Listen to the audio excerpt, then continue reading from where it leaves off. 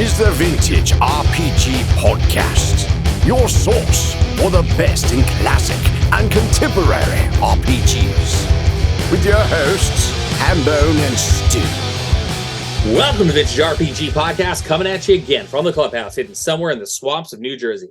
I'm John Hambone McGuire, and with me, as always, is the founder and publisher of Unwinnable. I don't have a joke, because I picked the topic tonight. Stu Horvath. Yeah, I don't know what we're talking about. I'm just going to sit here and react. Well, you know what? It's funny. I was talking to our friend Levi the other day, and he's like, "Oh, I really enjoyed that episode when, Stu talked about like the top 5 things he has like kind of like lying around the house that he hasn't really gotten to yet." And he's like, "How come you didn't mention anything that you got?" And I was like, "Oh yeah, I can read." So tonight I was like, you know what? I should pull some stuff out that I've been really digging on this year and tell people about it, because I managed to get some cool stuff back in different Kickstarters. And, not everything is RPG per se, but I think it all really kind of speaks to the larger vibe of the hobby, which is like you just kind of absorb everything in it, and it kind of informs the things that you like when it comes to like RPGs and other forms of media. So everything's a source book, right? Everything's a source book. So yeah, I got some cool stuff to do. Top of the hour though, I just want to address, I know I've been having some sound issues lately. I've been kind of trying to work on a 7-year-old piece of outboard gear and trying to get it to work again. And I've also been kind of waiting for Black Friday, because by the time you hear this episode, it'll be after Black Friday. So this whole will they or won't they get a new interface for Hambone will be resolved by the time the next episode airs. So hopefully I'll be back to sounding better very, very soon. Speaking of everything being a source book, I went to Sleepy Hollow recently with my wife, which is still kind of novel and fun for me to say because it's new. But we went to Washington Irving's house, and one of the things that the tour guide was telling us was like, asking us how we're familiar with, Washington Irving, the Legend of Sleepy Hollow. And I said, well, I grew up with the Disney version, which I think many people in our age demographic did, right? Bing Crosby, right? Yeah. She was like, well, yeah, that one's great. That was probably the closest to the actual story, but you should definitely make sure you check out the actual story, which I read like a long, long time ago. And long enough that I have aged and, drank myself stupid enough that I don't remember it fully. So at one of the gift shops that they make you exit through when you're in Sleepy Hollow, I picked up this little like $8 pocket book, which is just The Legend of Sleepy Hollow. And if you have not read The Legends of Sleepy Hollow in a bit, I highly recommend it, because the ending obviously is going to be a little different than the Disney one, but there's like kind of so much more going on behind the scenes with like how people actually felt about Ichabod Crane in the town and kind of like what he was getting up to, which kind of makes a little more sense to why someone would want to kill him. Right? So I think that, and one of the things that I also kind of think about too is like, everyone always asks like, what your favorite monster is, what your favorite like creature is, favorite horror movie, dude. And I keep looking over at my wall and I have an oil painting of the Headless Horseman. And every time I'm like, I don't know, maybe it's the Tall Man or whatever. I'm like, no, it's the Headless Horseman. The Headless Horseman, we're going on record here, folks. This is canon. Hambone's favorite monster is the Headless Horseman. Period. End of sentence. So yeah, I picked up that book. It was $8. You can literally probably just go on the Google and get a copy for free of The Legend of Sleepy Hollow by Washington Irving. I'm sure it's on Project Gutenberg. Steve Gutenberg has his own Wikipedia website. Yeah. He has all the Police Academy movies on there. Do it. Looking out for all of us. Preserving what the world really needs preserved. Yeah, man. That was probably the last time people really enjoyed seeing films about cops. But I digress. Another thing that is not exactly RPG, but like for me, a friend of the show, Justin Wigard, wrote a book, and it was put up on McFarland. It's a similar kind of deal to what you did with Monsters, Aliens, and Holes in the Ground, where it's an academic company that's putting out the book. And what I really like about the book is that, I don't know if, and I'm sure I have, because we've done almost like 300 episodes of the show, told the story about how I did not get cable until I was 19, right? So the time I had gotten cable, the Sci-Fi Channel was like the thing. And that's back when they pronounced it SCI-FI. Mm-hmm. They changed the name eventually to Sci-Fi, which is SYFY, which I still haven't forgiven them for. But, I'm going to try to, gain some emotional intelligence and move past it like 2 decades later. However, Justin and Mitch Basunka wrote a book called Attack of the New B Movies. And what this is a thick book. It is a paperback book. It has over 300 pages in it. And it is all essays on Sci-Fi Channel original films. Right? And it runs for Sci-Fi's full runs, because Sci-Fi, which was unbeknownst to me, news to me that I learned by reading this book. Sci-Fi Channel's inception was 1992. So wow, that's far earlier than I expected. Right. It's aired more than 500 network-produced or commissioned films. Between 92 and 2022, which is the whole array of this book, they did 500 network-produced shows and TV shows, which is crazy. Because I had thought I had seen them all, but apparently I'm like a couple hundred shy of whatever it is. But it's actually a book that devotes critical attention to these films and the sci-fi film canon, scrutinizing monsters, comparing them to classic creature features. It dives into, and I'm reading this off the back cover here because it's a better way to explain it than I could. Egocentrism, monster theory, post 9/11 criticism, and neocolonialism. It is a soup to nuts, true. People have the Overstreet Price Guide, which tracks every comic book ever made. Well, this thing is a thorough filmography for everything that they put out from 92 to 2022. And it's cool, man. It's definitely cool. And it's written as, in a lot of ways, kind of like a textbook, something that they would teach a course on at school. However, it never feels obtuse like most textbooks feel. Has a cool energy to it. It's got a cool vibe to it. Essentially like your Unseen book from Unwinnable, where you talked about a bunch of different horror movies, and it's like right on. Yeah, you can go back now. You want to see what these movies are. This dives a little deeper per se. However, now I'm like, oh shit, I didn't see that, and I kind of want to go back and see it and look at it through the scope of the things that I read in Attack of the New B Movies. It's a pretty cool book, being that it's an educational book. It is a little more expensive. However, I hit up Justin, and what he told me was that you can buy it direct from McFarland, and this will be in the show notes. And you can get a discount by using the code HOLIDAY23 in all caps. And it's a solid size discount, probably better than you're going to get it for on Amazon. So definitely check this out. If you, like me, hopefully you got cable before I did. But if you, like me, are really into these old B movies, I would definitely check that out. It's pretty cool. Not as many pictures as Monster Aliens and Holes in the Ground. But, I don't think there could be much that would be. Another thing too, I love kid adventures, and you do. If you're like, oh, I got a kid adventure, you're putting it right over the plate. My ears are perking up. I'm listening.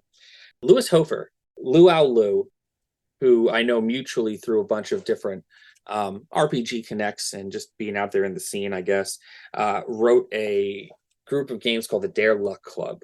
And I'm looking at the Triple Dog Dare number 3. It is called Minacious Midway. And what it is a theme park that you and your friends go on an adventure into. And then wackiness ensues, because it's an anthology adventure where you essentially, instead of going to Wally World, you go to Jolly World. And you find out that the attractions kind of have it out for you and your friends. And so Elvis Costello's backup band? You know it. Exactly. Yeah.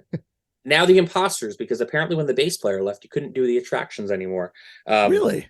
Yeah, and I'm doing air quotes left. I don't really know how that went down. There might be sour grapes, but that's what the Wikipedia is for. But the theme park takes a life on of its own after hours. And, one thing I got to say about, and we're going to keep calling him Luau Lou because everyone's got a gimmick name. And as a person who's named Hambone, I really appreciate it. It is I don't want to say a massive book, but for something that like he's putting out multiples of the year, it's a 101 page book. You can find it at Drive Through RPG, print on demand there, as well as the PDF. It is full of maps and like cool maps where like if you ever wanted to play a game in a theme park, even if you were not, intending on playing this adventure, every map that you could possibly need to play a game in a theme park is there. There's a shit ton of playable characters, art by a lot of cool artists, as well as Lou. The cover art is Christopher Tupa. Ed Bickford's in here. Lou does the layout as well. And it looks like a legit, like, even though it's number 3, it looks like a legit source book from front to back. Some real cool, like, rides coming alive in here. And there is just so much depth in this book. Like, I tend to think that there are a lot of books out there where, you always have that point where you're like, they gave me a lot of information, but they didn't give me this, which was like a specific thing that you need. It's in here. I'm telling you, it is in here. One of the main attractions is called the Satanic Panic. It's on the cover, and it is a really cool, really spooky haunted house. And there is a 2-floor map of it in here. I can't recommend this book enough. Even if you just steal ideas out of here and like lift them for your own campaigns at home, you're going to be completely satisfied with this purchase. It looks cool. It's a soft cover. I got the actual soft cover in my hands right now, and there's just so much newness yet familiarity to a lot of things that are happening in this book. So Derelict Club, Minacious Midway. Highly recommend that. Links will be in the stories as well, in the show notes, as it were. So that's 3 of the things that I wanted to talk about tonight. The last 2, because I'm gonna do 5. I could go on, and I figured, when we're light on topics in the future, I will tell you more. However, we talked about it previously on the show. WHPA Fairhaven. Man, I love that. I love that whole zine series. It's so good. It like it just scratches like a perfect little itch. It's a zine series that just gets better and better zine over zine. I'm looking at the Studio Manager's Guide right now. Like, it started out with the Weird Heroes core zine, where you got characters, you learn about the world, you learn how to play the game. What Joey Royale has done through a series of zines, which, if I'm looking at it correctly, so I'm looking at my shelf now, there is 4 core Fairhaven zines. There might be 5. I might be missing one. I don't think so. But you have so 2 Weird Tales from Fairhaven, you have Station Manager's Guide, and you have the Weird Heroes of Public Access. And the Transmissions book, right? And the Transmissions book, yeah. So that's the one I can't seem to find. I got, you know how it is, man. There's books everywhere. I know it. Jeez. But the cool thing about this is a lot of people put out really slick looking zines, right? And a lot of people try to put out lo-fi looking zines, and they always fall short because there's a very fine line from like lo-fi and just downright shitty, Yeah.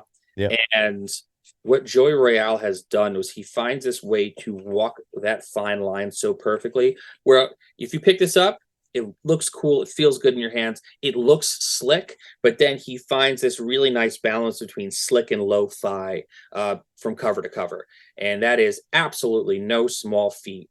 As this has been coming out, I've been getting them since the first one came out.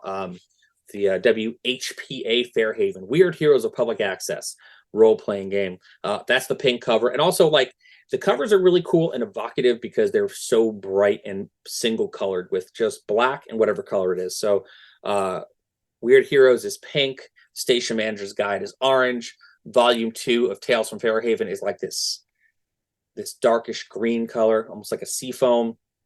Tales from Fairhaven 1 is like bright neon yellow. It's very cool. Like, you always know what you're going to be looking at when you're looking on the shelf for this thing. So if you want to play an RPG that is like a little left of center and has a way for you to play a literal weird hero of public access, like if you look at people who host those public access TV shows, and if you've ever seen UHF with Weird Al Yankovic, imagine being able to play UHF with your friends, right? Totally. And it captures something like really like hard to kind of quantify. I remember when I was like in like late high school, early college, we would go to the video store and we would like put any video on. Like we'd rent anything just to have something on. And then like when we didn't have a video to watch, we would watch TV. We would climb higher and higher in the dial and like just like to have the weirdest TV on. And even like later after college, like Miss Cleo, the advertisements for like the Psychic Friends Network and all that stuff. And like Yes. this like combines all of it into like a role-playing universe in a way that like just feels really good and specific. Like like you had to have lived those times to really put this together effectively, I feel like. You could even play Elvira, Mistress of the Dark. You know, if Oh you yeah, totally. like the nighttime horror host, Peter Vincent from Fright Night. Like these are the kind of things that, you know, we just, I think, take for granted in a lot of ways because, you know, we are a generation that is now tuned into YouTube, Twitch, TikTok, where you can have your own show and everyone could be a minor celebrity, but you'll never actually get that level of what it was like Uncle Floyd. Like people Yeah. really laid the groundwork for television that's not made by major networks, but like someone got a grant from the government. So we got to put someone on the air on this channel that you could only get if you're wearing like a tinfoil condom and you're standing out in the rain. That's WHPA Fairhaven. So I highly, you know, recommend this. There's going to be a link to Joey's Etsy, which is like such a cool thing. I think that I don't think enough people in the RPG business do. It's a great way to like have something that's easy to buy from that you could send to your relatives so they're not like, what is this weird site that you're sending me to with like upside down crosses? It's just like, no, here, grandma. You can also get your tchotchkes and some tarot cards too. But Get Haunted Industries on Etsy. The books are super affordable, and there'll be a link in the stories. I keep saying stories because I'm like, oh, I'm going to put it in my Instagram stories because that's all I do. But it'll be in the show notes of this show. Yeah, can't say enough great things about Joey Royale. And like finally, you know, one of the books that really hit hard for me this year. And mind you, some of the stuff came out maybe a little earlier than this year or during the course of this year or whatever. But you know how it is. You buy a bunch of books and you make a stack and you just start peeling off the stack or like whatever crawls to you first. But, you know, one of the things I want to talk about is Neon Lords of the Toxic Wasteland. It's awesome. If you think about like post-apocalyptic shit, right?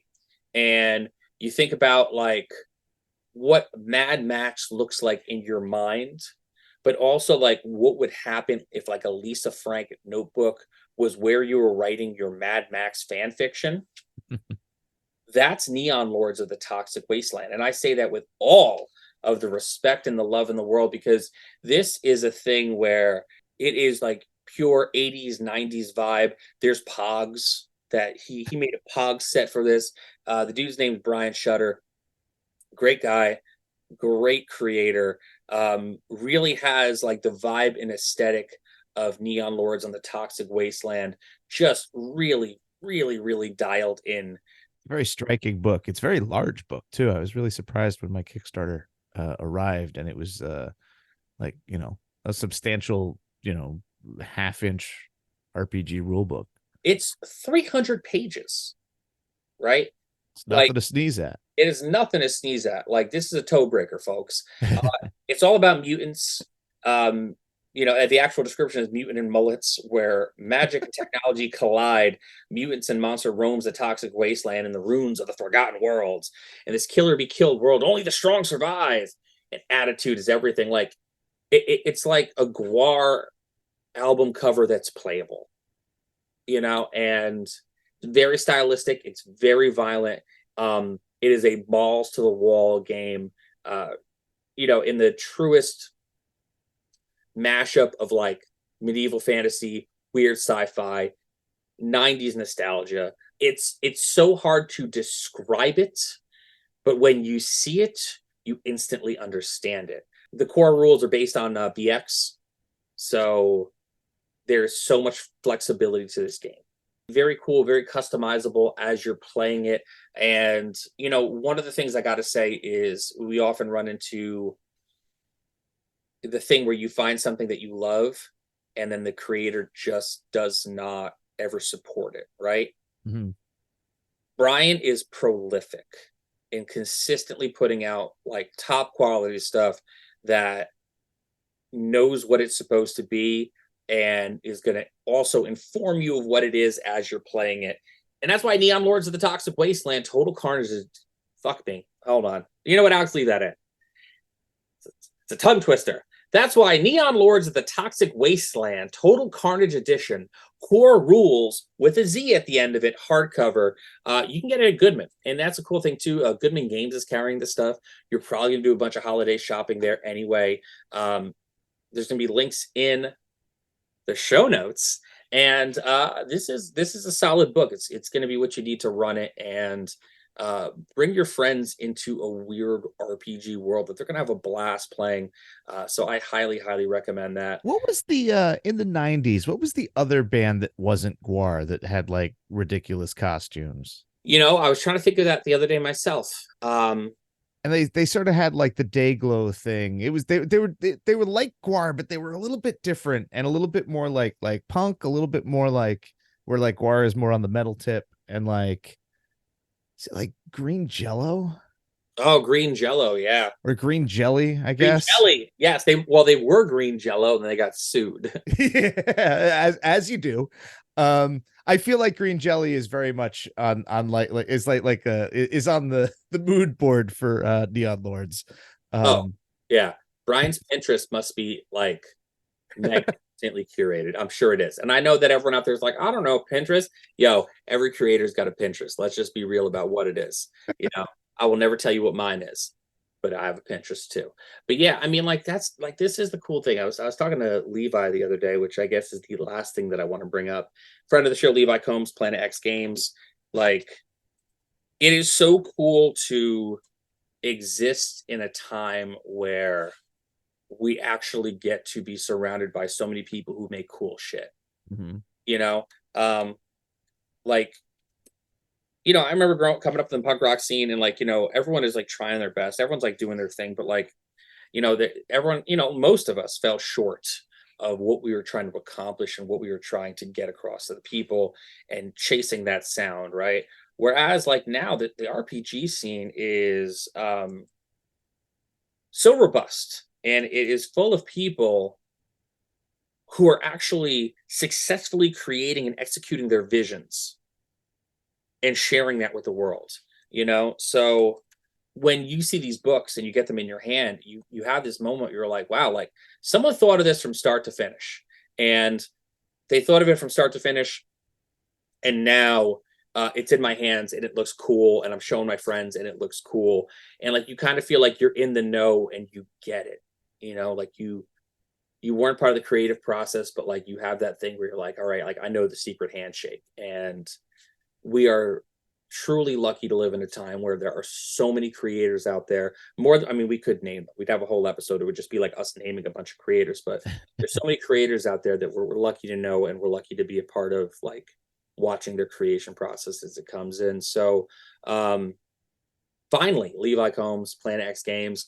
So a little behind the scenes here. I'm going to talk about two of his books. Full disclosure, my wife did the art on this first one, right? Sally Cantirino. She is a comic book artist, but she also did Swordtober a couple years back. And in Swordtober, she created a bunch of drawings of different people with swords and different kind of styles and, you know, people who look like demons, people who look like knights, old haunted like liches, you know, the spectrum of different styles of people who'd have swords. And Levi saw it and was like, man, we should make this into a book. Would you want to do this? I'll write all the prose and I'll make like the stats for what the weapon does. Because this book, the Vorpal Almanac is what it's called. It is made for old school essentials, but really like any of these swords, you can just kind of scale up to your fantasy game. But it is pretty sweet, man. It is a beautiful hardcover book. There's a foil edition. There's a regular edition. Exalted Funeral put it out, and you can get it right now on their website, which it's pretty cool. It's something, again, I'm to a degree biased because it is my wife, but my Well, wife, hey, I can step in and say, yeah, I really please. like this book. Thank you. even though Exalted Funeral sponsored a feature on Unwinnable. Oh crap, I'm biased too. I know. How terrible are we? But the fact of the matter is, this is a beautiful book. It is a thin book full of beautiful swords that you can use in your campaigns. And you're familiar by now, if you've been listening to this program for a while, Levi, Planet X Games, puts out top-notch stuff, and this really is no exception. So check out the Vorpal Almanac on Exalted Funeral, and while you're there, I would also recommend head over and check out, under Planet X Games, 3 Curses for Sister Saren. It is one of the first adventures. Like, I've been DMing for many years straight now, to the point where I just kind of wrapped up my Monday night game for a little bit, because I'm kind of honestly burnt out of being a dungeon master. I kind of want to get on the other side of the screen, and one of the first adventures that I played in like 3 years, where someone else was running D&D for me, was at a convention, and Levi ran me through 3 Curses for Sister Saren. It's inspired by Sword and Sorcery, Gygax's infamous Appendix N. It's made for 4 to 6 first to third level characters. It is set for 5e D&D. However, man, everyone plays different stuff now. The story is so good. The encounters are so good. The monsters are so cool. Like, just port it over to whatever system you want. It is worth the buy. Cheese Hasselberger did a cool comic at the start of it, kind of setting up the whole story, which is something that, I don't really know has been done very often in RPGs, but it's like a legit few-page comic setting up like why you were here, doing the job, trying to figure out this mystery. You're in a town, a small settlement called Crow's Rest, and there's a lot of secrets in this town. And there's demons, goblins, and even worse, that are flooding this once peaceful valley. Because whenever you get to one of these towns, it's always once peaceful.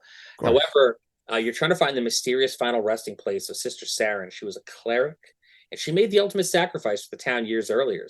But there's something else afoot, and you need to figure out what it is. So, as always, great interior art by Bickford, Cheese Hasselberger, Adrian Landeros, J.E. Shields, Dan Smith, Eric Smith, and more. Like, these books are worth what you pay for them. It's going to be more fun than going to the movies, especially if you're looking for a cool 4 to 6 first to third level adventure for D&D 5e or whatever you want to play it with. It is a dangerous adventure. It is an adventure that's got a lot of twists and turns to it.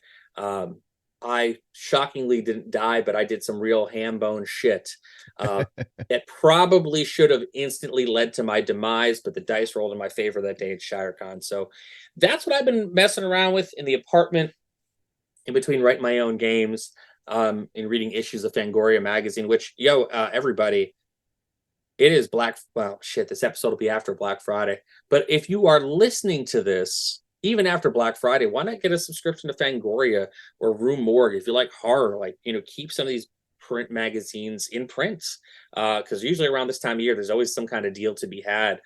Shudder, if you like horror, they usually do a deal where you can get a sweet deal for the whole year for Shudder, Screenbox, other things. Like, I'm just going to be hanging out all winter, consuming a bunch of horror writing, and reminding myself why I hate growing a beard, because my face is like really itchy. That's what I got. That's what I'd recommend. Everything we talked about tonight, there will be links in the show notes. And if you got questions, hit me up. I'll sell you even harder on it over the Discord. But this was a wrap for us. Another amazing episode of the Vintage RPG Podcast. Stu, where can the people find you on the internet? They could find me on Instagram at Vintage RPG. I post stuff like this all the time. In fact, Vorpal Almanac and Fairhaven will both be on the feed in calendar year 2024. Oh, only got to wait. Well, actually, it's really close to 2024. I didn't say when in 2024. Well, but still, we're closer to 2024 than we are to 2022. So here we are. True. You can find me across the internet at John McGuire RPG. I've been posting more. I posted a picture of my cat the other day, so I'm doing stuff. If you're going to be at PAX Unplugged, I'm barring like catastrophic weather, I will be down there just popping in and making the rounds on the show floor, catching up with some people like Joey Royale and Brian Shutter, Tony Plus One, and more on Saturday of PAX Unplugged.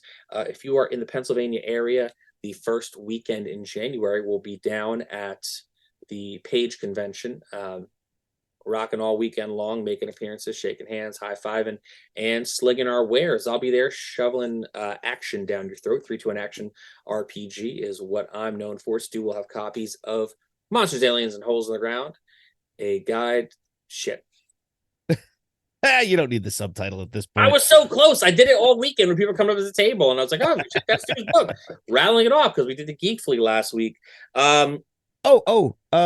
A couple patron things. If you join the Patreon at the special $10 level, I believe it's the D100 tier, you get a free copy of the Experience Point zine Yes. as a little thank you. And if you are a member of the Patreon, on my birthday, December 10th, I will be doing a drawing, Patreon-wide. All patrons are automatically entered to win a copy of Reach of the Roach God, which was donated to us by our friends at Spearwitch. Oh, hell yeah. Shout out to our friends at Spearwitch. Also, since we're plugging cool stuff, if you are... Oh, actually, this episode will be after Thanksgiving. Never mind. Well, I hope that you all were following on the Instagram and took place in Stu's AMA that he won all Thanksgiving long in between courses of whatever you're having for dinner. Always a good time. I'm sure we had a good time. It's honestly one of my favorite things that you do with Vintage RPG, because as I'm sitting there, like, in between conversations, I'm dicking around on Instagram, and I was like, oh, that's cool. Oh, that's cool. I should remind him to talk about that on the show. Then a year later, we actually get to it. If you like the show, don't forget to rate, review, and subscribe. Your reviews really do help other listeners to find us. If you really like the show, why not become a patron? Patreon.com/vintagerpg. We got a behind-the-scenes look at Stu's book. We have a behind-the-scenes look at 3-2-1 action. We have tiers where you can join Stu's West Marches campaign. Tiers where you could join in on a monthly adventure with me. I change it up every single month. In November, I did Kids on Bikes. And in December, I'm probably going to do something a little more holiday thematic and Christmassy. Or something really horrific. I haven't gotten that far yet. We have early release episodes. You get them at some point on Friday or Saturday, depending on how late in the week we record them, or if it's a weird holiday week like this one, which is in the past now. We're talking to you in the future. We've got a killer Discord community that we'd love for you to be a part of. Patreon.com/vintagerpg. So for Stu Horvath, I'm John Hambone McGuire. May the dice always roll in your favor.